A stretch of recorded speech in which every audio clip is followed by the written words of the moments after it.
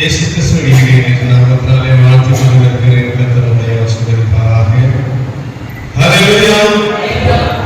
சத்தமாக சொல்லலாமா? எல்லாரும் சத்தமா சொல்லலாமா? ஆமென். கர்த்தருடைய நாமம் மகிமைப்படுவதாக. நாளை இருக்கிற யாவரும் இயேசு நாமத்தை ஆசீர்வதிப்பாராக. இந்த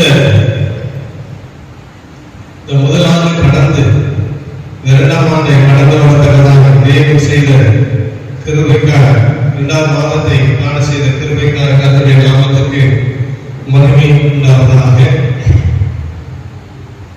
இந்த நாளிலே ஆண்டவர் நம்மோடு இடைப்படத்தக்கதாக, நம்மை பரிசுத்தப்படுத்தத்தக்கதாக தேவன் சகல நன்மையினால் கிருபையினால் நம்மை நிரப்பி ஆசீர்வதித்து நடந்து வராக.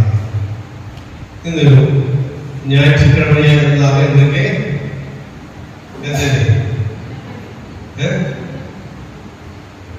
தேதி மாறுங்க சுத்தமா வர மாட்டேங்குது. நான் நிறைய முதற்படுவேன்.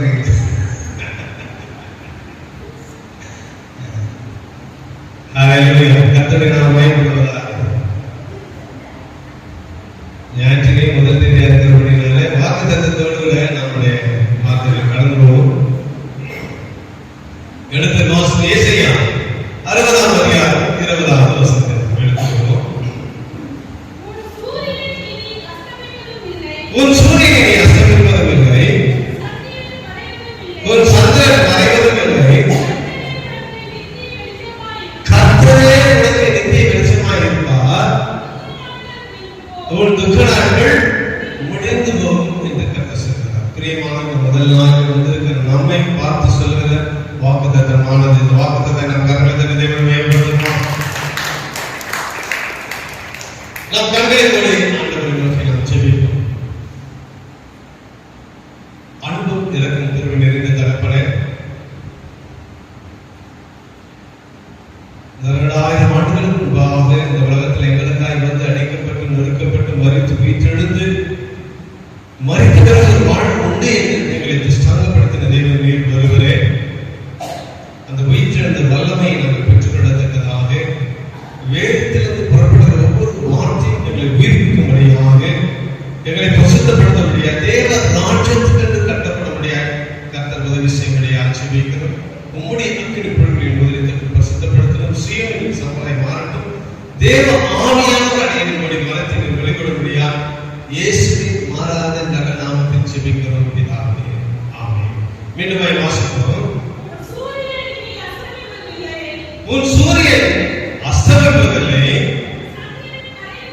சந்திரன் மறைவதும் இல்லை, கர்த்தரே உனக்கு நித்திய வெளிச்சமாய் இருப்பார், உன் துக்க நாட்கள் முடிந்து போகும் என்று கர்த்தர் சொல்கிறதை பாருங்கள். பிரியமானவர்களே, சூரியன் அஸ்தமிப்பது கிடையாது.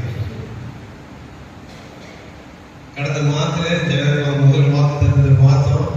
என்ன பார்த்தோம்? விடியற்கால வெப்பை போல வெளிச்சம் என்று சொல்லப்படும். விடியற்கால வெளிச்சம் என்று நாம் பார்த்தோம். அந்த விடிய காலத்துல சூரியன் என்ன பண்ணது? எழும்ப ஆரம்பிக்கிறது. அந்த சூரியன் என்ன பண்ணுறது? அஸ்தமிக்காதபடிக்கு அந்த வெளிச்சம் இருக்கு. ஹல்லேலூயா. நம்முடைய வாழ்க்கையில அந்த வெளிச்சமானது உதயமான அந்த வெளிச்சம், இருளை நீக்குகிற அந்த வெளிச்சம் நம்முடைய வாழ்க்கையில ஒரு நாளும் அஸ்தமாகாதபடிக்கு அந்த பிரகாசமான வாழ்க்கை, ஆசீர்வாதமான வாழ்க்கை, இருளை அகற்றுகிற வாழ்க்கை நம்முடைய வாழ்க்கையில என்ன போகுவது? நிலையாக இருக்க போகிறது. ஹல்லேலூயா.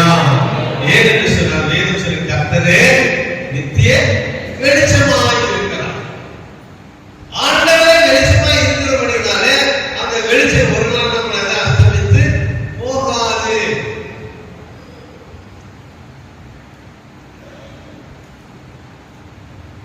கர்த்தர் அஸ்தமிக்காதபடிக்கு அந்த சூரியத்தை உதயம் கொள்ளுகிறவராய் நம்முடைய வாழ்க்கையை இருள் சூழ்ந்து கொள்ளாதபடிக்கு பிரகாசமான வாழ்க்கை இருக்கத்தக்கதாய் கர்த்தர் எதிர்பார்க்கிறார். அதுதான் ஆசீர்வாதத்தை நமக்கு அருளுகிறதாக இருக்கிறார். அப்ப அஸ்தமிச்சிருச்சுன்னா என்ன ஆகும்?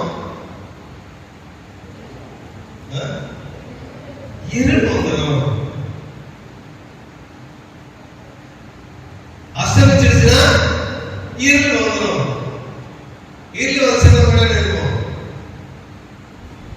தூங்கும்.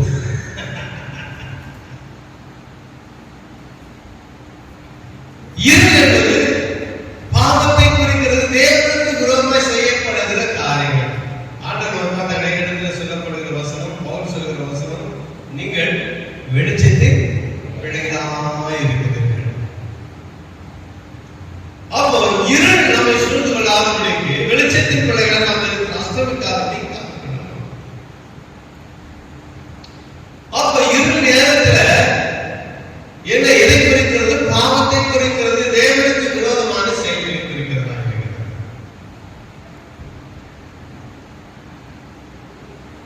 இன்னும் அதிகமா சொல்ல போனா, நம்ம பகல் நேரத்துல வெளியே போக போயிடுமா, இருள் நேரத்துல போக போயிடுமா? இருள பயப்படும். ஏன்?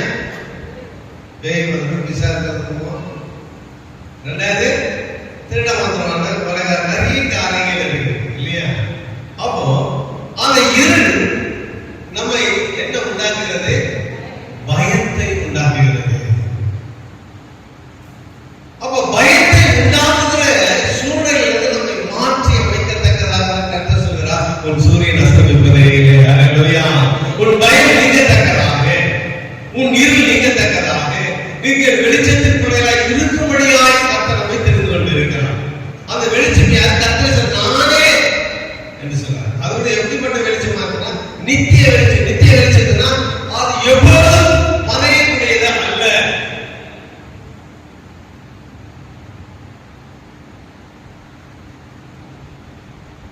இன்னைக்கு நாம் நினைச்சிருக்கிற சூரியன் இருக்கு.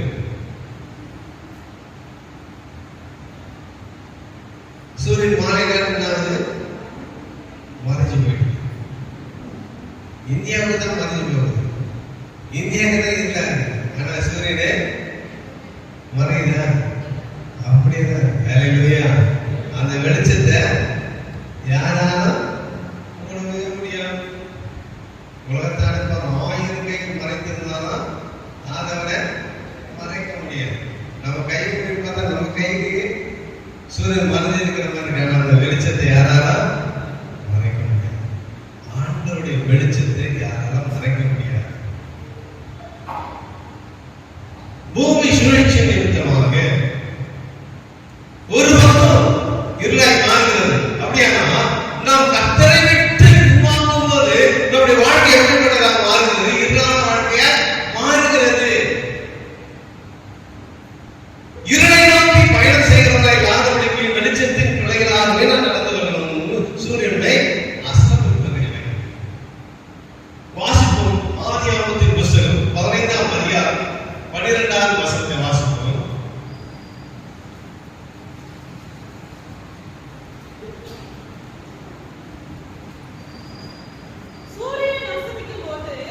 சூரியன் அஸ்தமிக்கும் போது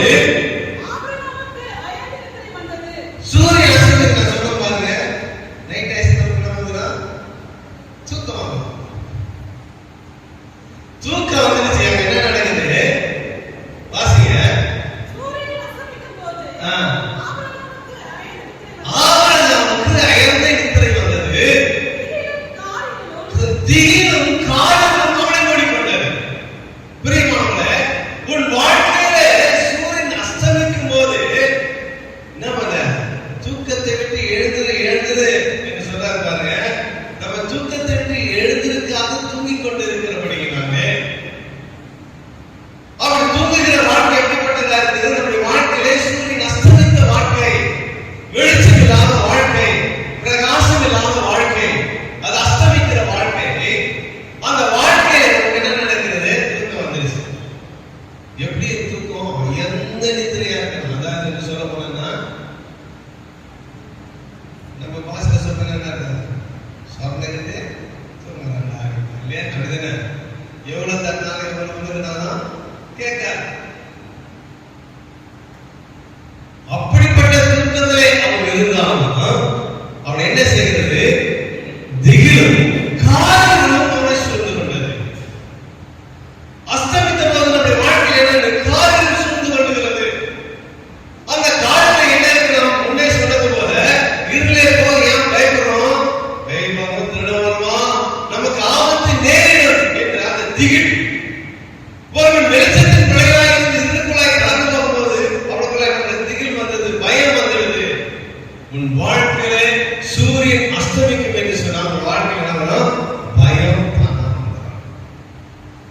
அஸ்தமிக்காதபடிக்கு, உன் சூரியன் அஸ்தமிக்காதபடிக்கு எப்போதும் தேவ வெளிச்சத்துல நடக்கட்டாயிருக்கிறது. இந்த சம்பவத்தை நம்ம அநேக முறை வாசித்திருக்கிற, அநேக முறை நமக்கு தெரிஞ்சுக்கிறதுக்காக. ஆனா இந்த வசனத்தை தொடர்ந்து வாசிக்கும் போது அதுக்கு அடுத்த வசனத்தை வாசிங்க.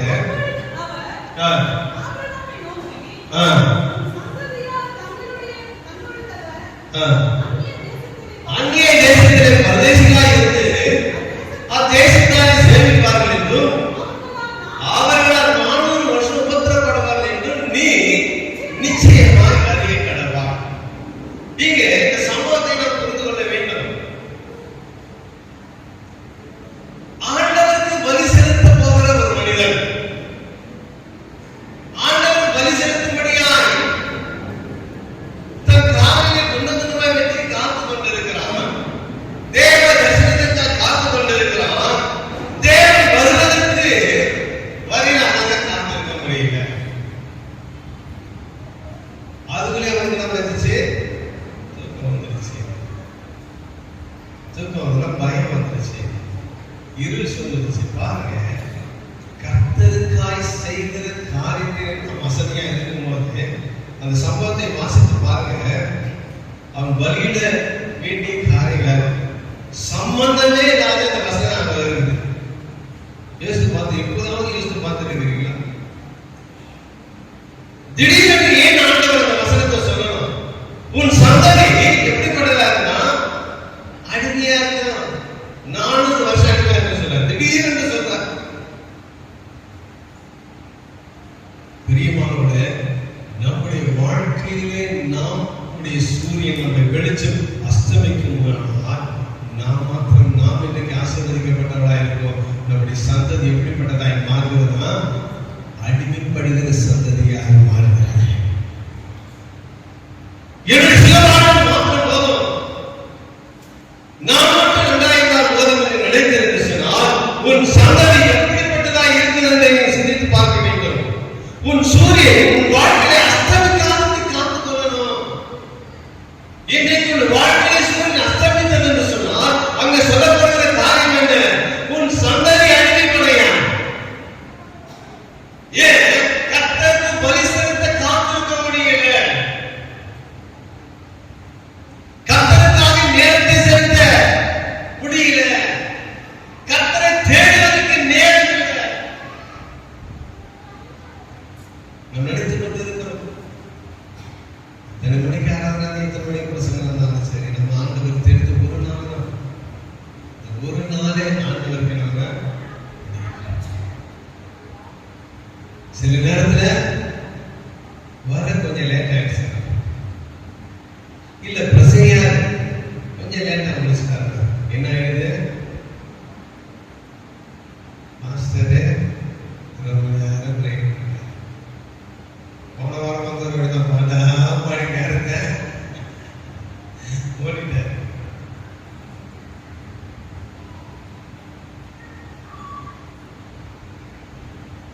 அப்ப நாம எப்போனாலும் வரலாம், ரசிகர் பண்ணா கரெக்டா முடிச்சிருக்கு, நேரமாக கூடாது. தேவ வார்த்தைக்கு நம்மால் காத்திருக்க முடியல, தேவ விழித்துக்கை நம்மால் காத்திருக்க முடியல. ஆனா தேவ நமக்காய் காத்திருக்கணும்னு நினைக்கிறோம். பிரியமானவர்களே, இன்றைய ரட்சனை நான் இன்றைக்கு ஆண்டு காத்துதான் இருக்கிறேன். ஆனால் ஒரு நாள் வரப்போகுது, அவர் காத்திருக்க மாட்டார். அதை இங்க வரமாட்டார், மத்திய நிற்பார். யாருக்கெல்லாம் அந்த சத்தங்கள் கேட்கப்படுகிறதோ அவர்கள் மாத்திரமே மறுரூபமாக்கப்படுவார்கள். அப்ப விழிப்புடன் இருக்கிறவர்கள் நான்கு வருகைக்காய் விழிப்போடு இருக்கிறோம். விழிப்போடு இருக்கிற வாழ்க்கை எப்படிப்பட்டதா இருக்கிறது? அஸ்தமிக்காத வாழ்க்கை, சூரியன் மறையாத வாழ்க்கை, வெளிச்சம் மங்கி போகாத வாழ்க்கை உன் வாழ்க்கையில் இருக்குமானால் ஆண்டவர் வருகிறதை அறிந்து கொள்வார். அதற்கான ஆயத்தத்தோடு நீ இருப்பார். அதுதான் வேதம்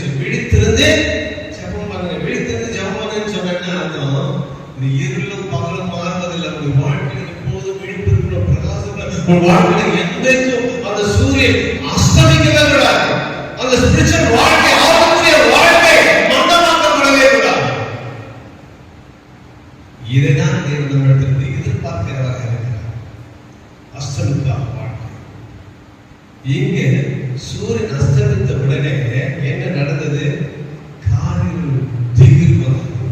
பிரியமானவர்களே, வாழ்க்கையில தேவன் என்கிற சூரியன் அஸ்தமிக்குமானால் வாழ்க்கையில திகில் உண்டாகும், உங்கள் வாழ்க்கையில பயம் உண்டாகும். ஏன்? உனக்கு இன்றைக்கு ஆசீர்வதிக்கப்பட்ட வாழ்க்கையா இருக்கலாம், ஆனால் பின் வருகிற நாட்கள் எப்படி இருக்குமோ என்பதை நீ சிந்தித்திருப்பார். அவருடைய வாழ்க்கையில் ஆசீர்வதித்தா இருந்தது. வானத்தில் நட்சத்திரத்தை போல, பூமியில் மலரை போல ஆசீர்வாதத்தை பெருகினார்.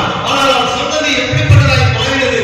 ஒரு நாள் 2 நாள் அல்ல, 400 வருஷங்கள் அடிமைப்பட்டதை நாம் பார்க்கிறோம். இன்னைக்கு அநேக உலகத்தில் வாழ்ந்து கொண்டிருக்கிறார். நம்ம அநேக ஐஸ்வர்யங்களை பார்க்கலாம், அரசியல் தலைவர்களை பார்க்கலாம். அவனை பார்த்தா ஆயிரக்கணக்கான கோடி சம்பாதிச்சு வச்சுக்கிறான். ஏன்? அவளுக்கு அவங்க சாப்பிடுறாங்க.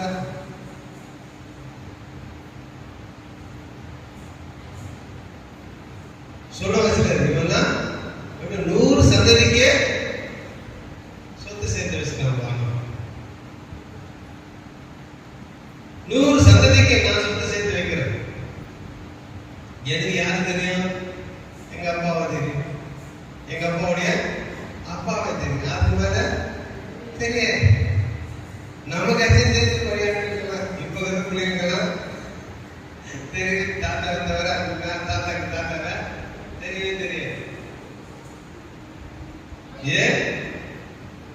அதனால நம்ம பாட்டிங்க, நம்ம அப்பா அம்மா, நம்ம அவங்க அம்மா பத்தி, நம்ம தாத்தா பத்தி, பாட்டி பத்தி சொல்லிக்கிட்டே இருப்போம். சொல்லிக்கிட்டே இருக்கிறவங்கன்னா மனசுல பதிச்சு. இப்போ நம்ம தான் நம்ம அம்மா பத்தி சொல்லி, நம்ம பாட்டி பத்தி ஏன்னா தெரியும்.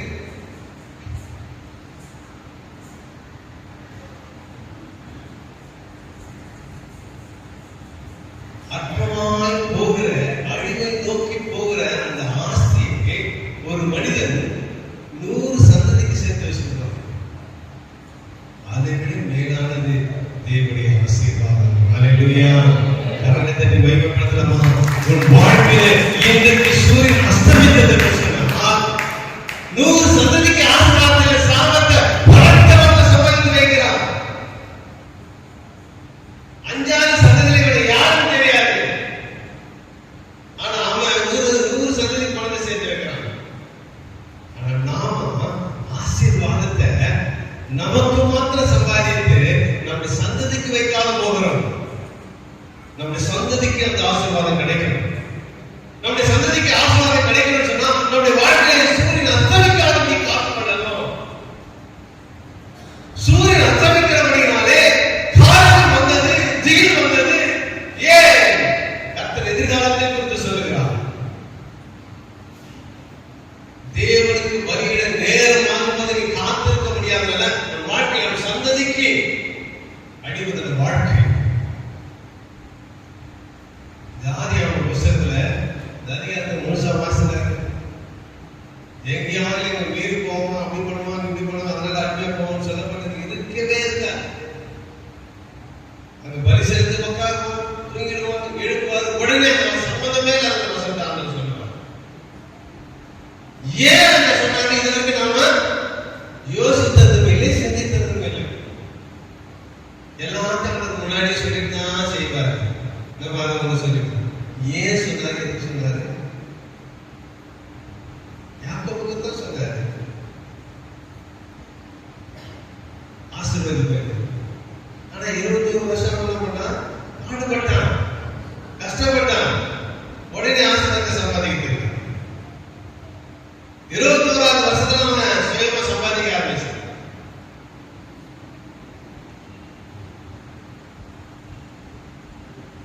ஏதாவது திட்டங்கள், அந்த திட்டங்கள் மாற்றங்கள் எதனால் உண்டாகிறது? நாம் நடக்கிற வழி நம்முடைய சந்ததிக்கு ஆசீர்வாதத்தை கொண்டு போகிறதா இல்லை சாபத்தை கொண்டு போகிறதா என்று சிந்தித்து பார்க்க வேண்டும். அஸ்தமிக்காத வாழ்க்கை நமக்கு தேவை. ஹல்லேலூயா. பிரியமானவர்களே, வாழ்க்கையை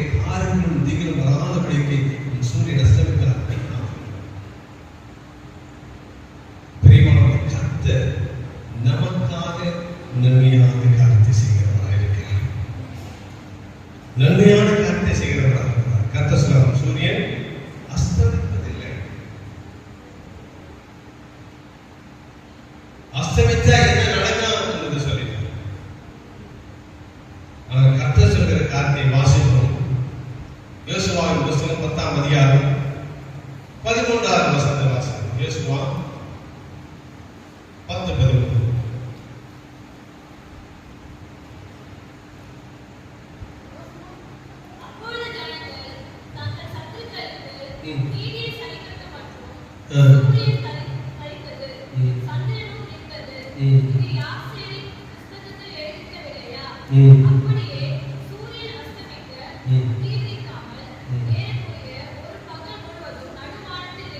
இங்க பாருங்க, சூரியன் அஸ்தமிக்காதபடிக்கு ஒரு பகல் வரைக்கும் எங்க இருந்துச்சு?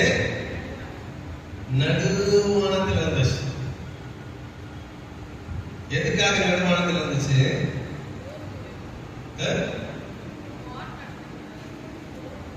சத்துருக்களை முறியடிக்கத்தக்கதாக, இல்லையா? உன் சத்துரை முறியடிக்கிற வரைக்கும் உன் சூரியன் என்ன பண்ணுவதில்லை, அஸ்தமிப்பதே கிடையாது. நிறைய சொல்லப்பட்டது. நீதியை சரிகட்டப்பட்ட சூரியன் தரித்து சந்திரன் நின்றது. இது யாசேர் புத்தகத்தை எதிர்க்கிறது. அப்படியே சூரியன் அஸ்தமிக்க தீவிரமாய் ஏறக்குறைய பகல் முழுவதும் சொல்லப்பட்ட ஜனங்கள் சத்துருனுக்கு நீதியை சரிகட்ட.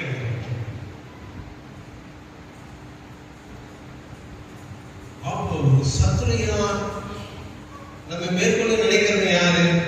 உலகத்தின் அதிபதியாகிய பிசாசுக்கும் சாத்தானுக்கும் சொல்லப்படுகிறவன். அவன் நம்மை மேற்கொள்ள நினைக்கிறான், நம்ம அழிக்க நினைக்கிறான், நம்ம சாபத்துக்குள்ளே தள்ள நினைக்கிறான், நமக்கு தீங்கு செய்ய நினைக்கிறான்.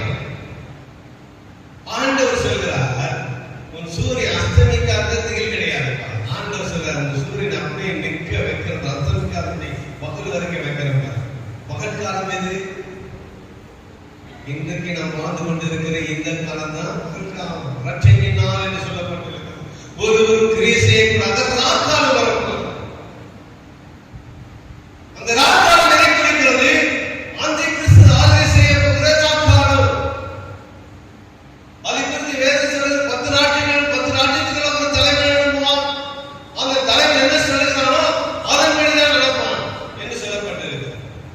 இன்றைக்கு யாராவது ஒரு தலைவர் சொல்றது ஒரு தலைவர் கேட்பாங்க, தலையாட்டு வருவான், இங்க வந்தாலும் வேற திட்டாரு. உண்மைதானே? ஆனா இன்றைக்கு ஏஐ சொல்லப்பட்ட ஒரு தலைவர் வந்துட்டார். இப்ப நம்ம மனசுல என்ன நினைக்குதா அதெல்லாம் சொல்லுது. நாளைக்கு என்ன நடக்க போது அதை சொல்லுது. இப்ப என்ன ஆயிடுச்சு? மனுஷனை மதிக்க மாட்டான், ஆனா அந்த மிஷின் அவன் தான் இந்த உலகத்தை ஆள போறான். அல்லேலூயா. இன்னைக்கு அதுதான் ஆள போகுது. அது நான் வெகுதரவில் இல்லை, அது நம் கண்கூடாய் பார்த்து கொண்டே இருக்கிறோம். ஒருவேளை பேசிக்கொண்டே இருக்கிற நேரத்தில் நாங்கள் வந்தாலும் வர முடியும். இந்த காலகட்டத்தில் வாழ்ந்து கொண்டு இருக்கிறோம். இன்னைக்கு அவருடைய வாழ்க்கையை பார்த்தோம். என்ன நடக்கிறது? ஆண்டவரை சந்தித்திருக்கிறார். அந்த சத்துரை சரிகட்டினால் என்ன காலம்? இந்த பகல் காலத்திலே சரிகட்டலன்னு சொன்னா ராக்காலத்தில் அகப்பட்டுக் கொள்வார்.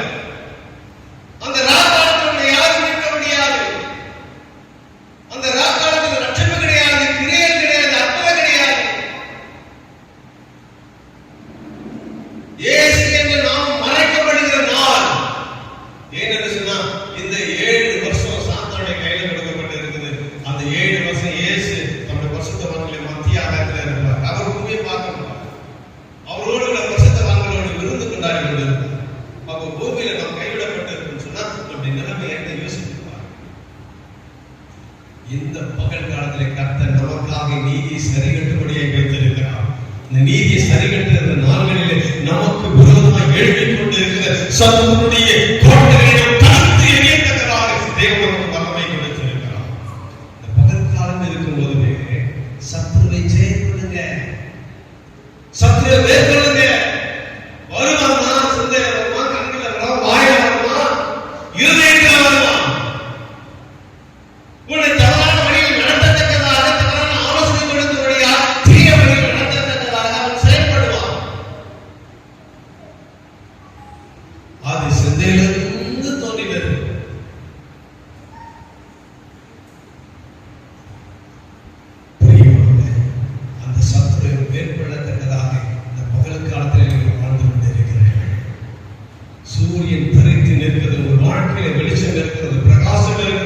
இந்த வாழ்க்கை வெளிச்சத்தின் பிள்ளைகளாய் இருக்கிற நீங்கள் சத்துருவாகிய சாத்தான் மேற்கொள்ளத்தக்கதான அதிகாரத்தை கர்த்தர் கொடுத்திருக்கிறார். அவரை மேற்கொள்ளுகிற அதிகாரம் இருக்கிறது. இன்றைக்கு இதை பயன்படுத்தலன்னு சொன்னா நீங்க ஜெயத்தை முடியாது. கர்த்தர் இன்றைக்கு உங்களுக்கு சொல்கிறார், பகல் காலத்தில் இருக்கிறீங்க, சூரியன் உங்களுக்கு தரித்து நிற்கிறது. எதற்காக? சத்துருக்களை மேற்கொள்ள முடியாது. பிரியமானவர்களே, வாழ்க்கையிலே உமக்கு விரோதமாய் இருக்கிற எல்லா சத்துக்களையும் கர்த்தர் முறியடிப்பாராக. எல்லா காரணத்தை மேம்படுத்துமா? சத்துருக்களை முறியடிக்கிற காலம், பிசாசின் வல்லமையை முறியடிக்கிற காலம், தேவனுக்கு விரோதமாக செயல்படுகிற செயல்களை முறியடிக்கிற காலம் இன்றைக்கு ஆண்டவருடைய வாழ்க்கையில செய்ய போகிறார். ஹல்லேலூயா. இங்கே முதலாவது பார்த்தோம் சூரியன். மறுபடியும் அந்த வாக்குத்தத்த வசனத்தை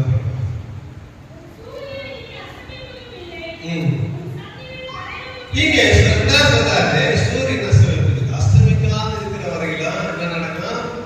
சத்துருவை நம்ம ஜெயம் கொள்ள முடியும். அஸ்தமிச்சு சத்துரு இருக்கணும். அது நல்லா பார்த்தோம். ஆபிரகாமுடைய வாழ்க்கையில் அஸ்தமிச்சது சத்துரு அவனுக்கு தான் சந்ததியை மேற்கொண்டான். இங்க யோசுவாவின் காலத்துல பார்க்கிறோம், அந்த சூரியன் அப்படியே நிறுத்தினார். எதுக்கு? சத்துரு மேற்கொள்ளுறாரு அசையார் அங்கே நிறுத்தினாரு, ஜெயித்து கொண்டார். பாருங்க எவ்வளவு அற்புதம் பாருங்க. இன்னைக்கு நமக்கு எல்லாம் சூரியன் நிறுத்தினா பெரிய அற்புதம் நாம வாசிக்கிறோம் இல்லையா? ஆனா அதுல இருக்கிற பிரமிப்பான ஆச்சரியத்தை நாம பார்க்கிறது இல்ல. சூரியன் தரித்து நிற்கணும்னு சொன்னா என்ன யோசித்து பாருங்க. பூமி எப்படி இருக்குது? உருண்டியா இருக்குது, ஸ்ட்ரெயிட்டா எப்படி இருக்கு? சாய்ந்து இருக்குது. தெரியுமா? படிச்சிருக்கீங்களா? சாய்வா இருக்கு. பூமியை சுத்தி அந்த உருண்டில எல்லாரும் வாழ்றாங்க. ஏன் வாழ்ற? எப்படி வாழ முடியுது? புவி இருக்கு, சக்தி இருக்கிறதுனால தான் வாழ முடியாது. அந்த புவிக்கு சக்தி எதனால வருது?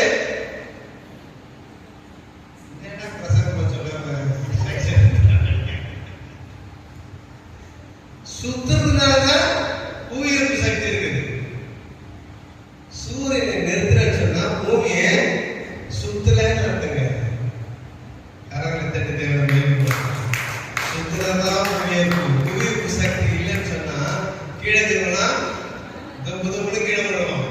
விடாதபடி காக்கிற நம்முடைய கர்த்தர். கரங்களை தட்டி தேவை எவ்வளோ அற்புதத்தை செய்யணும்னா இமேஜின் பண்ணதுல அதை நம்ம சயின்ஸ்ல பார்த்ததில்லை. விஞ்ஞானத்தை பார்த்து நம்மளே நினைச்சேன் நின்றுட்டாரு, இப்படி போறது அப்படி நின்றுச்சேன்னு நினைக்கிறேன். பூமி தன்னை தானே சுற்றி கொண்டு இருக்கிறதுனால எத்தனை மணி நேரம் சுத்துது? 24 மணி நேரம் சுத்து. 24 மணி நேரம் சுத்துறதா என்ன பேரு? ஒரு நாள். ஆனா பூமியை சுற்றி வருது எதனால? 360. பூமி தன்னைத்தானே சுற்றி கொண்டு இருக்கிறது. பூமி சூரியனை சுற்றி வருகிறது. தன்னைத்தானே சுற்றுகிற நாள் ஒரு நாளும் பூமியை சுற்றி வருகிற நாள் ஒரு வருஷமாய் கணக்கிடப்படுகிறது. அப்போ பூமியும் சுத்தல, சுத்தியும் வரல, அங்கே நிற்கிறது. ஹல்லேலூயா. கர்த்தர் செய்த அற்புதம் பெரிதான அற்புதம். ஹல்லேலூயா. சத்தமா சொல்லுமா? அவ்வளோ பெரிய அற்புதத்தை கர்த்தர் நம்முடைய வாழ்க்கையில செஞ்சிருக்கிறார். எதற்காக?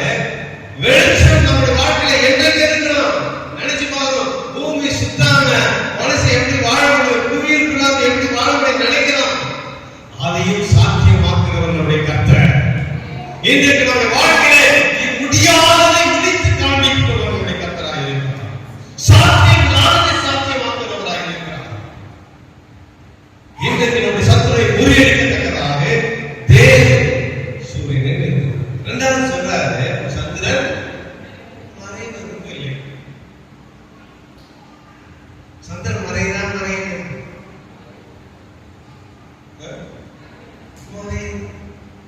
சூரியனும் மறையுது, சந்திரனும் மறையுது.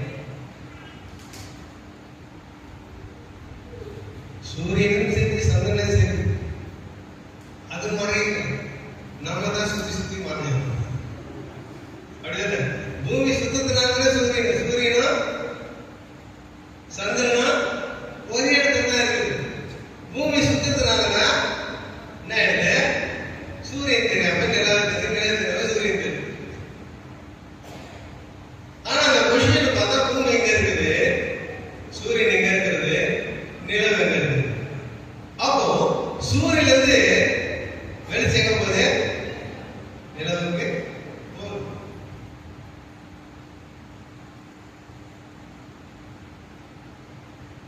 நாம தான் மறைந்து விடுகிறோம், அது ஒரு நாளும் மறைவது இல்லை. அப்படின்னா கிறிஸ்துவை விட்டு நாம தான் மறைந்து விடுகிறோமே தவிர, நாம தான் திரும்பி போயிருமே தவிர, கர்த்தர் நம்மை விட்டு என்றைக்கும் மறைகிறவரும் அல்ல, மாறுகிறவரும் அல்ல. கர்த்தர் தன்னை தேவனை மகிமைப்படுத்துவார். ஹல்லேலூயா. அவர் என்னென்ன மாறாதவர், மாறிக்கொண்டு இருக்கிறவரும் நாம தான். நிமிஷத்துக்கு நிமிஷம், நாளுக்கு நாள் மாறிக்கொண்டு இருக்கிறோம். கர்த்தர் மாறுகிறவர் அல்ல. எப்படி 24 மணி நேரம் சுத்தினாதான் ஒரு நாள் ஆகுது. ஒவ்வொரு நாளும் ஒரு மாதிரி நம்ம மாறிக்கிட்டே இருக்கிறோம். கர்த்தர் மாறாதவர். நீங்க சொல்ல சந்திரன் மறைவது முக்கியம். சூரியனை பார்த்தோம், இப்ப சந்திரனை பார்க்கணும். வாசிப்பு யோபு சரித்திர புத்தகம் 31ஆம் அதிகாரம் 26ஆவது வசனத்தை வாசிக்கிறோம். 31:26.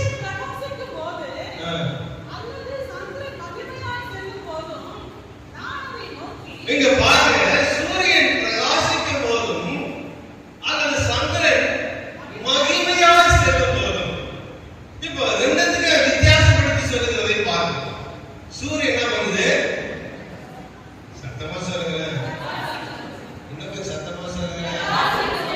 சந்திரனே ஏன் இதுக்கு பிரகாசம் சொல்லல?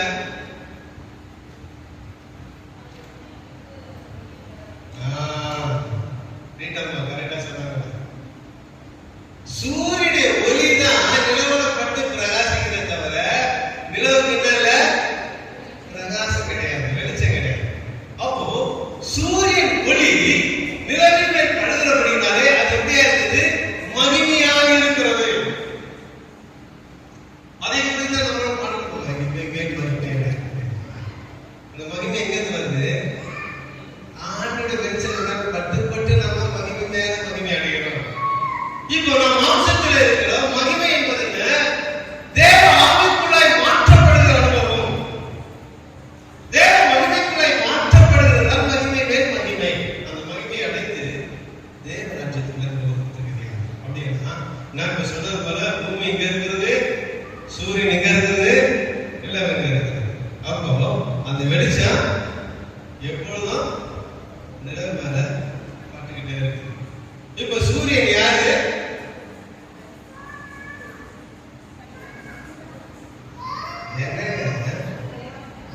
நீதி யாரு? அத சொல்லுங்க. சூரியன் தான். சூரியன் சூரியன். இப்ப நிலவு யாரு? நல்லா சொல்லுங்க. நாம.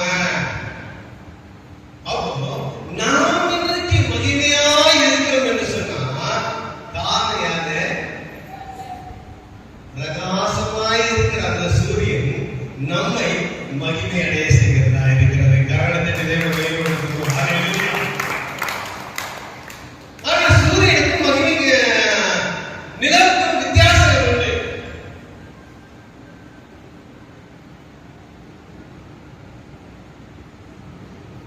சூரியன் சொன்னது போல அது காலை உதிக்கும் போது விட்டமின் டி கொடுக்கும். அது மதிய காலம் போது எரிச்சல் உண்டாகும் இல்லையா? உஷ்ணத்தை உண்டாகும். அப்படின்னு நம்ம ஆண்டவர் நல்லவராக இருப்பார். சில நேரத்துல சாப்பிட்டே எடுப்பார். இப்போ நிலவு எப்படிப்பட்டதாக இருக்கிறது? அது மகிமைக்குரியதாக இருக்கிறது இல்லையா? அந்த பூமி மாறுகிற நேரத்தில் வித்தியாசம் காணும். அந்த மகிமை எப்படிப்பட்டதாக இருக்கிறது? ஆண்டவர் சூரியனாய் இருக்கிறார், பிரகாசிக்கிறார். நிலவாய் இருக்கிற நாம மகிமை மேல மகிமை அடைஞ்சிட்டு.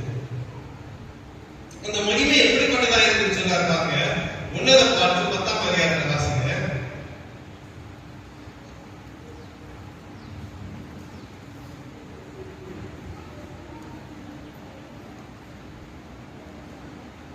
சங்கீதத்தின் உன்னத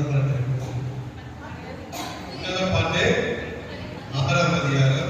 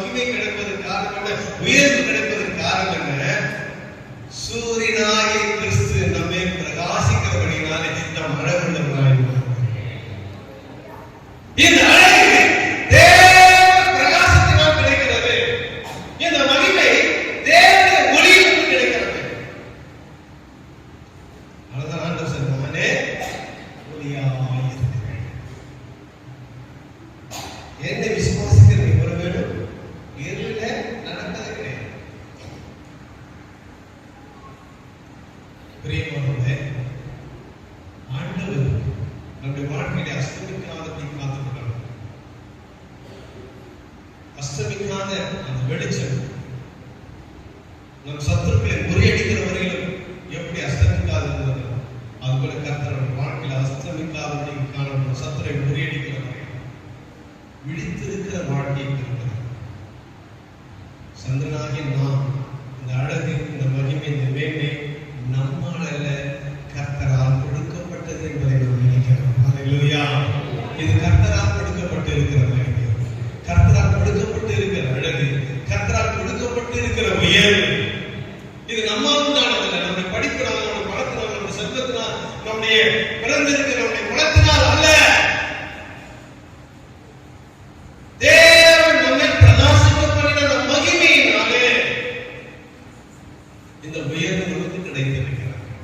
அந்த உயர்வினால் கொடிகள் பறக்கும் அடைய போல கெடிகளாய் அருணோதயம் போல உதிக்கிற, அருணோதயம் சொன்னா முதல்ல உதயமாகிறதை சொல்லப்படுகிறது. இப்படியா நம்முடைய வாழ்க்கையில் அவர் உதயமாய்க்கொண்டே இருக்கணும். அவர் மறைகிறவராய் அல்ல, அருணோதயம் போல் உதிக்கிறவரையா. அந்த பிரகாசம் நமக்குள்ள உதிச்சுட்டே இருக்கிறதே தவிர அது ஒரு நாளும் மறையவே கூடாது. அது உதிச்சுட்டே இருந்துச்சுன்னா நம்ம மகிமை மேல மகிமையும், அழகு மேல அழகுமாகும். அல்லேலூயா. கர்த்தர் அப்படிப்பட்ட ஆசீர்வாதத்தை நம்முடைய வாழ்க்கையிலே கட்டளையிடுகிறவராக ஆண்டவர் சொல்கிறார். சூரியன் அஸ்தமிப்பதில்லை, சந்திரன் மறைவதும் இல்லை, கர்த்தரே நமக்கு நித்திய வெளிச்சமாக இருக்கிறார். நித்தியம் என்பது என்ன? ஒரு நாள் 2 நாள் அல்ல, இந்த உலகத்தில் நாம் வாழ்கிற வரையில் மாத்திரமல்ல, உலகத்தில் முடிவு வரையுமாய் அவர் நித்திய வெளிச்சமாக இருக்கிறார். வேறு சொல்வது, பரலோகத்திலே என்ன இல்லை, சூரியனும் இல்லை, சந்திரனும் இல்லை, கர்த்தரே எனக்கு வெளிச்சமாக இருக்கிறார். அல்லேலூயா. அது எப்படிப்பட்ட வெளிச்சம்? நித்திய வெளிச்சம். இன்றைக்கு நாளைக்கு மறை போறதல்ல, காலை உதித்து மாலையில் மறைகிறதல்ல, அது நித்திய வெளிச்சம். நம்முடைய வாழ்க்கையில இருளில்லாத வாழ்க்கை, பயமில்லாத வாழ்க்கை, அப்படிப்பட்ட வாழ்க்கை கூட நடத்துகிறதாய் காணப்படுகிறது. அந்த மகிமை தேவன் ஆசீர்வாதத்தை நம்முடைய வாழ்க்கையில கட்டளையிடுகிறவராக இருக்கிறார். சூரியன் அஸ்தமிக்க கூடாது, சந்திரன் மறையக்கூடாது. சந்திரன் மறையாது இருக்கணும்னு சொன்னா என்ன பண்ணணும்? சூரியன் அஸ்தமிக்காத இருக்கணும். சூரியன் அஸ்தமிச்சா சந்திரன் மறையும். சந்திரனுக்கு ஒளி கிடைக்காது. நம்ம சொன்னோம், சந்திரன் எதனால ஒளி வருது? சூரிய ஒளி படுக்கிறதுனால. சூரியன் அஸ்தமிச்சுன்னா நம்ம வாழ்க்கையில அமாவாசை தான். அமாவாசை நாள் என்ன பண்ணுவாங்க? சூரியன் மந்திரத்தெல்லாம் எழுப்புவாங்க.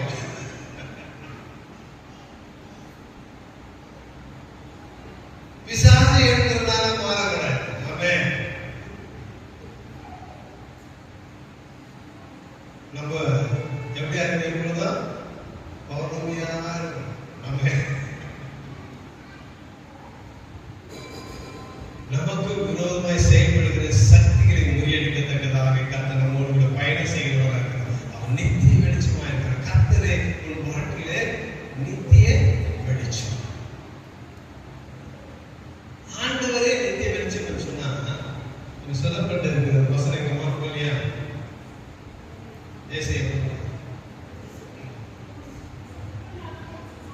துக்க நாட்களே முடிஞ்சு போயிடும்.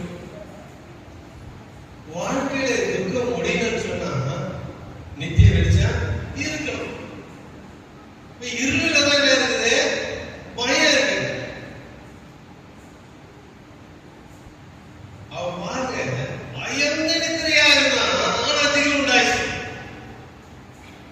நீ தன்னை உணரற்றவனான நிலையில் நீ போனா கூட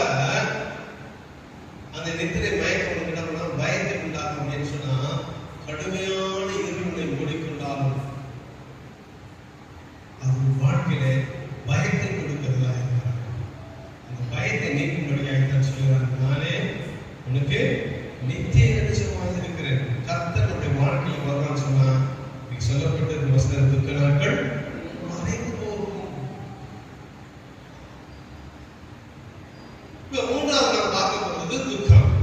இந்த துக்கத்துக்குரிய காரியத்தை புலம்பல எரேமியா புலம்புகிற காரியத்தை வாசிப்போம். 5ஆம் அதிகாரம் 15வது வசனத்தை வாசிங்க.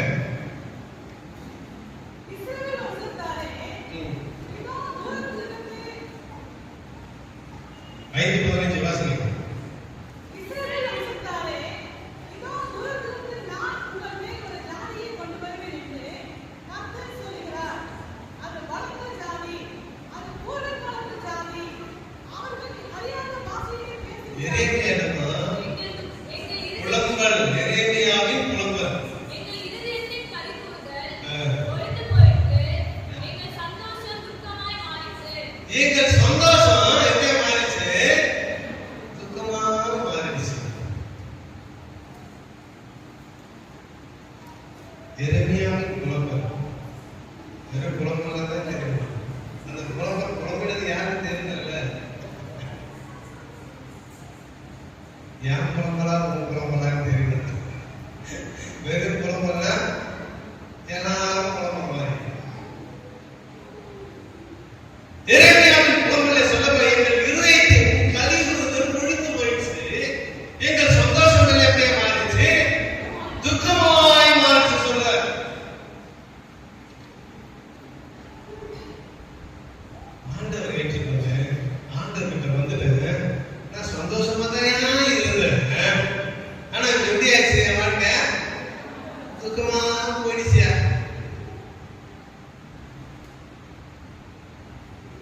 எங்க மாமா சொல்றாரு, எங்க சொந்தக்காரங்க சொன்னாங்க, நம்ம கடலாம் தேடிட்டு போறியாடி. நான் கேட்க ஆட்டம் வந்துட்டேன். இல்ல நிறைய பேருக்கு அந்த ஏக்கம் இருக்கு. சந்தோஷமா தான் இருந்தேன். நான் கேட்டேனா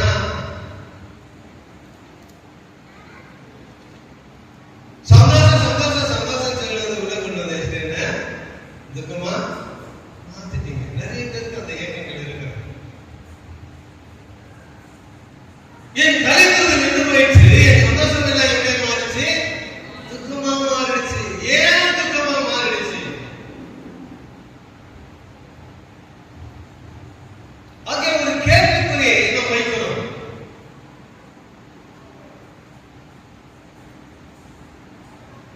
சந்தோஷம் துக்கமாய் மாறுவதற்கான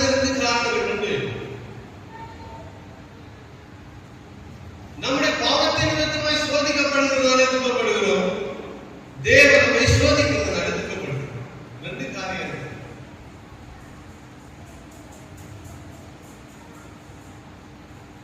இன்றைக்கு மூன்றாவது ஒரு துக்கம் உள்ளது. என்ன துக்கம்?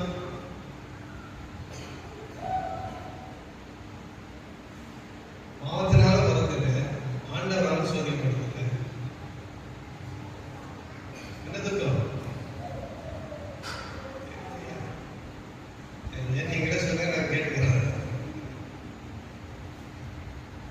நம்ம சாப்பாட்டு துக்கமா இருக்கு.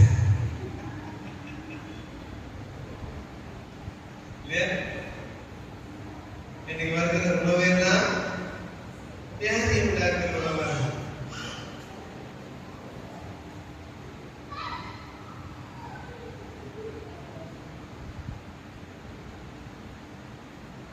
இந்த உலகத்துல நடந்த அநேக காரியங்களை பார்க்கும்போது பொதுவாகவே பார்த்தனா விவசாயிகள் நாங்க பார்த்தனா கம்பம் கொடுப்பாங்க, கேட்பாங்க இல்லையா? இந்த அரிசியெல்லாம் எங்க இருந்து வந்துச்சு? இதெல்லாம் பணக்காரங்க சாப்பிடுறது, வேந்தேஜ் யார் சாப்பிடுறது? கம்பம் கடுப்பம் கூட யார் சாப்பிடுறது? கொண்டது ஏழ்மைப்பட்டவர்களும் தரித்திரத்தை சாப்பிட முடியாது அப்படின்னு சொல்லிட்டு அந்த உணவை பயன் பண்ணிட்டு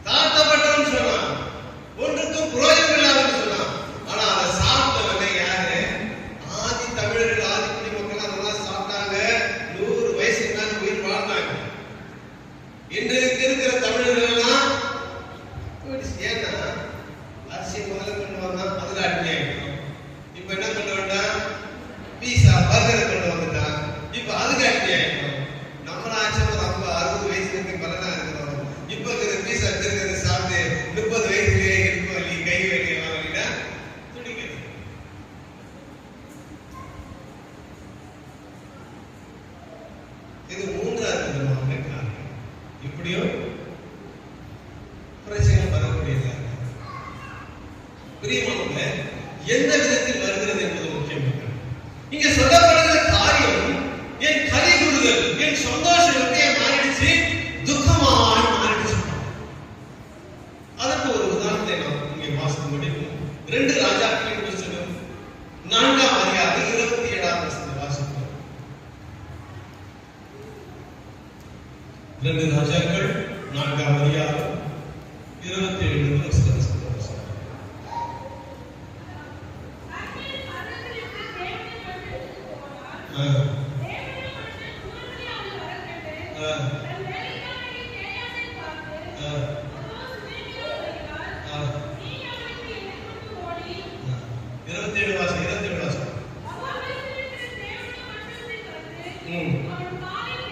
அவர் காலை பிடித்துக் கொண்டால் அப்போது கேயாசி அவர் விலக்கிட வந்தால் தேவனுடைய மனுஷன் அவளை தடுக்காதே, அவள் ஆத்மா துக்கமாய் இருக்கிறது, கர்த்தரை எனக்கு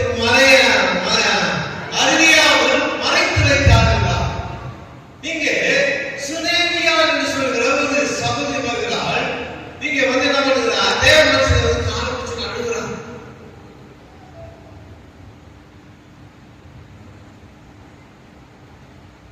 எலிசாவுடைய அசிஸ்டன்ட் வந்தாரு, தடுக்கிறார். எலிசா அவங்க தடுக்கிறார். ஏதோ துக்கத்துல இருக்கிறார், அவன் பார்க்கும்போது தெரியுது, அவளை தடுக்காத. ஆனா அவன் துக்கப்படுற விஷயத்தை ஆண்டவருக்கு சொல்லாம மறைச்சிட்டாரு அப்படின்னு சொல்லி அங்க சொன்னார். அவன் கழுதுறதை பார்க்க அதை தொடர்ந்து அடுத்த வசனத்தை வாசிங்க.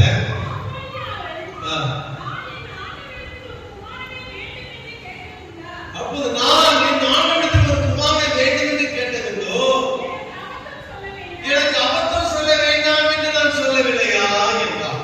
இங்க பாருங்க, சுனேமியா என்று சொல்ல ஒரு சகோதரி காணப்பட்டார். குடும்பத்தோடு ஆசீர்வாதமாய் வாழ்ந்தார். சந்தோஷமா தான் இருந்தா, அவனுக்கு என்ன இல்ல, குழந்தை கிடையாது.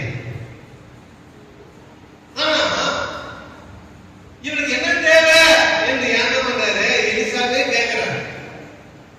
அப்ப இவனுக்கு இந்த காலமே குழந்தை இல்லாத இருந்தவனுக்கு குழந்தை கொடுக்கணும் சொன்னீங்க.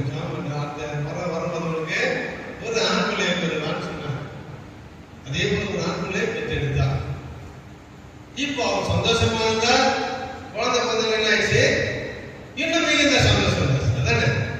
ஏற்கனவே சந்தோஷமான வாழ்க்கை கொஞ்சம் நிமிஷம் குழந்தை வந்தானே கொஞ்சம் அதிகமான சந்தோஷம் வந்துச்சு. இந்த சந்தோஷம் கொஞ்ச நாளுக்குள்ள என்ன ஆயிடுச்சு, துக்கமா மாறிடுச்சு. இப்ப அந்த பிள்ளை செத்து போன பாடு மாதிரி.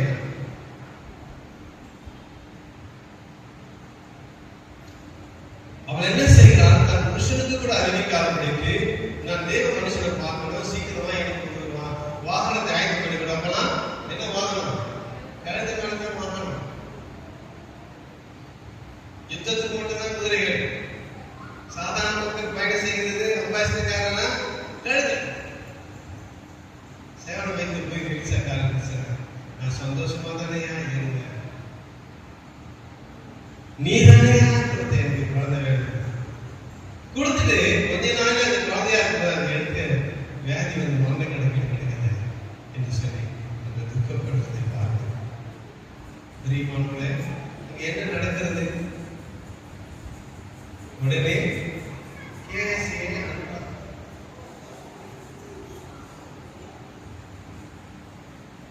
பொங்க போடு.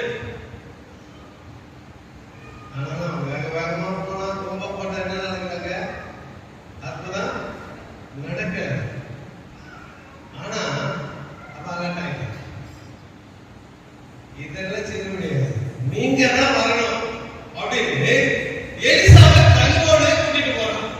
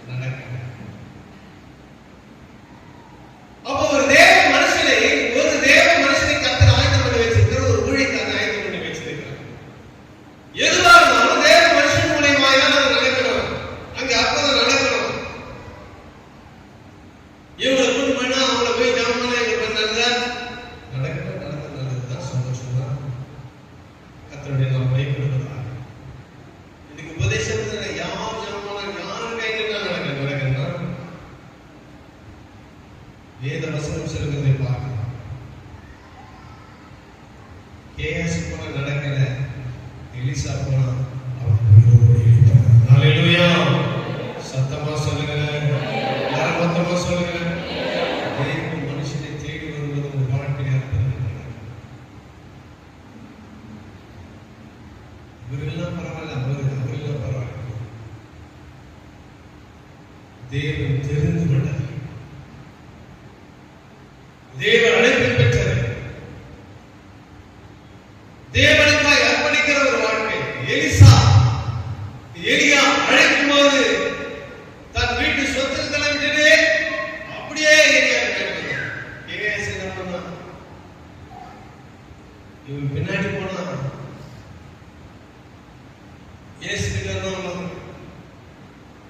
அவளை போல நினைச்சான், சொத்து கிடைக்கிற பணம் கிடைக்கிற ரத்தத்திலேயே ஆசீர்வாதத்தை சாபத்தை சொல்றாங்க. ஏன்னா அழைக்கப்பட்டவன் என்பது வேற, அழைப்பை நோக்கி ஓடி ஆதாயத்திற்காக ஓடுகிறது என்பது வேற.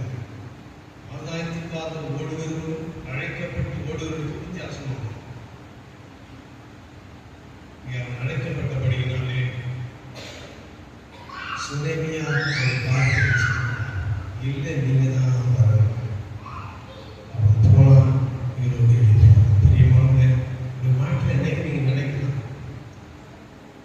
நான் நல்லாதானே ஏன் என் வாழ்க்கையில் துக்கம் வந்துச்சு நீங்க நினைக்கலாம்.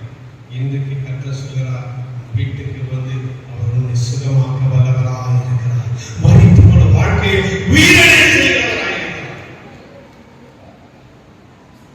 நாஸ்தியம் சுகம் சொத்து எல்லாம் உன் மகன் தான் என்று எண்ணிக்கொண்டிருந்தாயோ, இந்த அந்த மகன் இன்றைக்கு மரண படுக்கையில் இருக்கிறான். அவன் மரித்து போய்விட்டார். உன் ஆஸ்திகள், உன் சொத்துக்கள், உன் ஆசீர்வாதம் எதற்கு? அவன் உயிரோடு எழுந்திருக்கிறான். சந்தோஷமா இருந்த வாழ்க்கை இன்னைக்கு துக்கமாக மாறிச்சு நீ நினைக்கிறீங்க. கர்த்தர் சொல்கிறார், இன்னைக்கு அவனை துக்கமாக இருந்த மாறிச்சு, என் சந்தோஷம் துக்கமாக போச்சு. எரேமியா புலம்புனா பாருங்க, அதே போல இந்த சிலம்பியா புலம்பினா இந்த சந்தோஷம் துக்கமாக போச்சுன்னு சொன்னார். கர்த்தர் இந்த துக்கத்தை சந்தோஷமாய் மாற்றினார். ஹல்லேலூயா. இன்னைக்கு உங்கள் துக்கங்களை எல்லாத்தையும் கர்த்தர் சந்தோஷமாய் மாற்றுவார். மகிமையிலே நிரப்புவார். வாசிப்போம் யோவான் 16ஆம் அதிகாரம் 21 வசனத்தை வாசிப்போம்.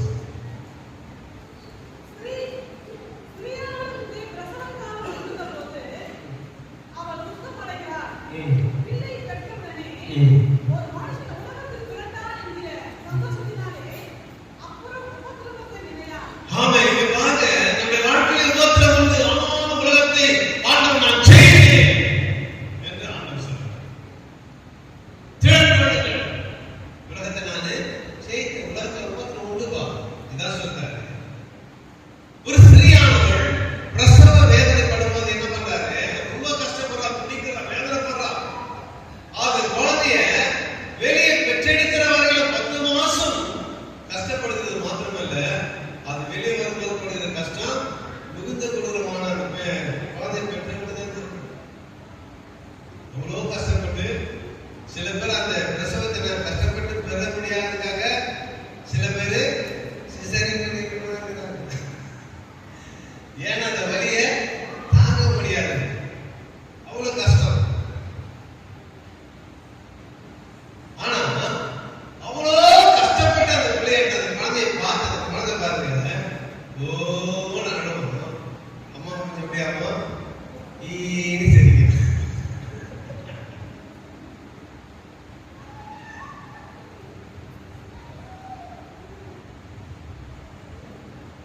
அது ஐயோ இந்த உலகத்துல வந்துட்டே என் மாய கஷ்டத்தை தெரிஞ்சேன்னு சரிங்க.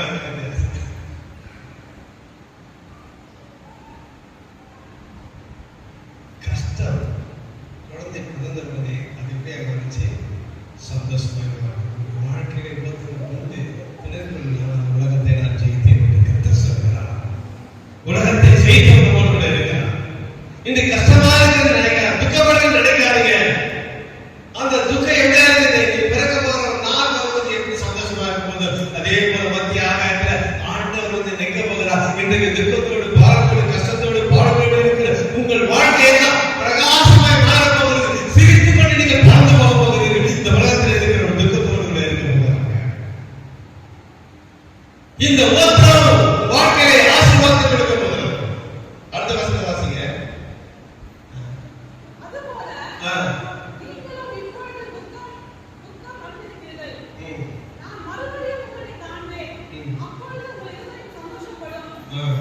போதும். அதுக்கான 20வது வசனத்தை வாசிங்க.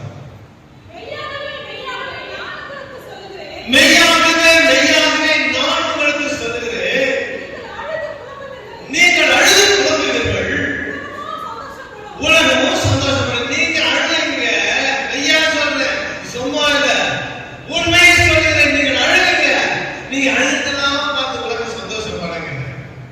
ஆஹா, இவன் கதை முடிஞ்சிடுச்சு, இவன் ஜோலி முடிச்சு தோடு மீசை நினைச்சு சந்தோஷப்படுவான். ஆனா ஆண்டவர் சொல்லுகிறார், ஆனால் உங்கள் துக்கம் சந்தோஷமாய் மாறும் என்று கர்த்தர் சொல்கிறார். எல்லா கரங்களை தேவன் வைக்கப்படுமா, எல்லா உற்சாகத்தோடு, எல்லா சந்தோஷத்தோடு தேவ மகிமையை பெற்றுக்கொள்ளத்தக்கதாக உங்கள் துக்கம் சந்தோஷமாய் மாறும் என்று கர்த்தர் சொல்கிறார். நீங்க துக்கப்படும் போது, நீங்க அழும்போது எல்லாம் சந்தோஷப்படணும். ஆனா ஆண்டவர் சொல்றாரு, உங்க துக்கமெல்லாம் மாறப்போகுது, உங்க துக்கமெல்லாம் சந்தோஷமாய் மாறப்போகுது. பக்கத்துல இருக்கிற குச்சன் சொல்லுங்க, உங்க துக்கம் நல்ல சிரிச்ச முகத்தை தான் சொல்லுங்க.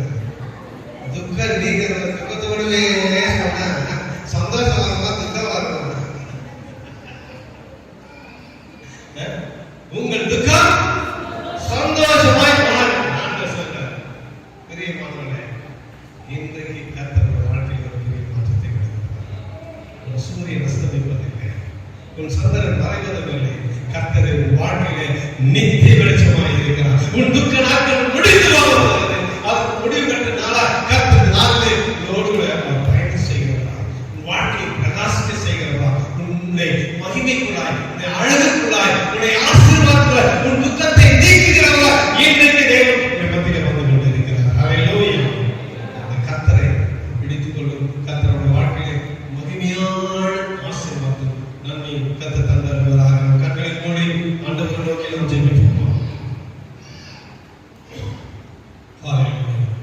பரிசுத்தமுள்ள தகப்பனே, காலங்களுக்காய் நாங்கள் துதிக்கிறோம். இதோ நம்ம பாடின ஜெப வசனங்கள் ஒவ்வொன்றும் கர்த்தர் ஆசீர்வதிப்பீராக. தேவன் கிருபைக்காக நிற்பதாக. இன்னைக்கு கேட்கப்பட்ட வசனத்தின்படியாய் ஆண்டவரே, உன் சூரியன் அஸ்தமிப்பதில்லை, உன் சந்திரன் மறைவதில்லை.